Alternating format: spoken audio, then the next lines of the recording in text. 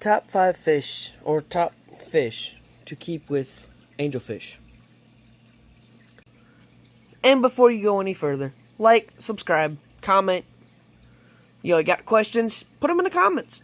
I'll respond. Thank you. Number 5. Your live bears, your rummy nose tetras, your black phantom tetras, your tetras in general. They're all fin nippy. They all like to bite the longer fins and the travels and that stuff like that. Great if you can keep them.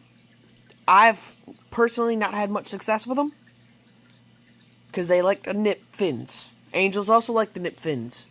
You get two fish together that like to nip fins, and one is smaller than the other, and one's going to think food. That's not good. You don't want your expensive fish to become food.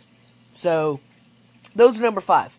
They work great if you got a good enough tank and you got a lot of plants and a lot of sight breaks and stuff. But your live bears and your tetras and all that stuff, they don't generally work great in the average aquarium.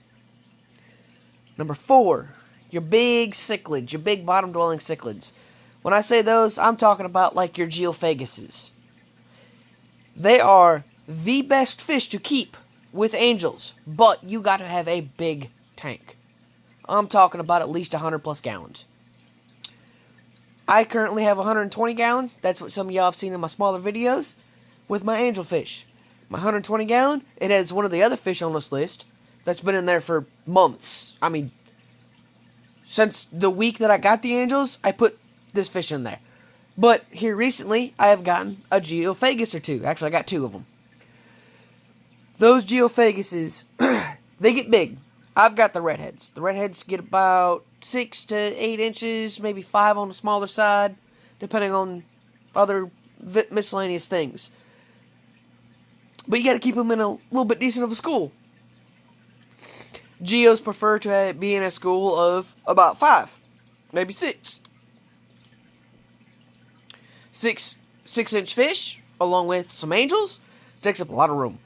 Gotta have a big tank for those geos. Gotta have a big tank for them big, larger bottom-dwelling cichlids. They look amazing. They're great if you got the tank. If you don't have the tank, and you want, for sure, a bottom-dwelling cichlid, go with some rams. I believe the Bolivian rams are one of the better ones. I haven't tried keeping Bolivian rams with smaller angels, but from what I've heard and what everyone's told me, Bolivian rams are great for keeping with bottom-dwelling, or great keeping with angels in a smaller tank. You know, your 55s and your 75s. You can keep a couple of angels, some Bolivian rams, your Bolivian rams and your German rams. They're both great for that. They both add a bunch of color to a tank. Me personally, I don't want to deal with them. I don't know why. I haven't dealt with them yet. Maybe here in the future. But I don't like keeping angels in small tanks. I like having a massive display tank. And angelfish are great for a massive display tank. I'm not trying to keep angels in a small tank because I want a massive display. That's what angels are great for. The long flowy fins, they look great. Get a good backdrop with a good aquascape. I went with basically a bunch of sticks I piled together to make it look like a root pile. And it looks great. Your top two fish to keep with angels. These kind of go intertwined with each other. You can place one or the other over one or the other. They're both great. Fantastic. Especially if you got smaller setups. Number 2, though, I'm going to go with your Corydoruses. And the reason I'm going with number 2 is because number 1 does extra stuff in your tank. Number 2 is your Corydoruses, though. They are fantastic. You can get different Corydoruses in a 55 gallon. You can get, 12 different cories in there, a couple of angels, some live plants. Your angels ain't gonna look at them cory like they're food. Like your live bears. They'll look at them live bears and be like, food? I think you're food. And they'll try to fight them. And they'll try to eat them. And that's no bueno. So, Corydoruses are great because they don't get treated like food. Your angels don't look at them and be like, I ain't so sure about you. You look like you got armor. Well, I ain't messing with you. And they'll leave them alone.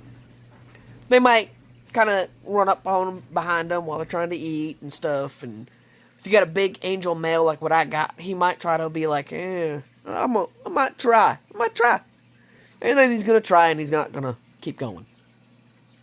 But your number one fish to keep with angels are obviously your small plecos. Especially if you got a 40-gallon or 55-gallon. Get some bristlenose plecos in there. You can get 2 beautiful bristlenose plecos. You can get some long-finned, some short-finned. You can get the lemon ones, the reds, the albinos, the regular, just common ones. They're all South American. Your bristlenoses, they're South American plecos. They're notoriously great for being with angelfish. I got my angelfish, and then a week later, I put in my plecos. Literally a week.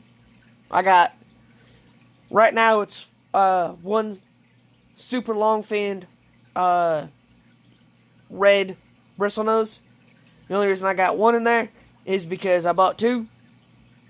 I couldn't catch the second one. The second one's in my 30-gallon with my Corys. So, eventually I'm going to get more in my 120-gallon. But right now, I got the one.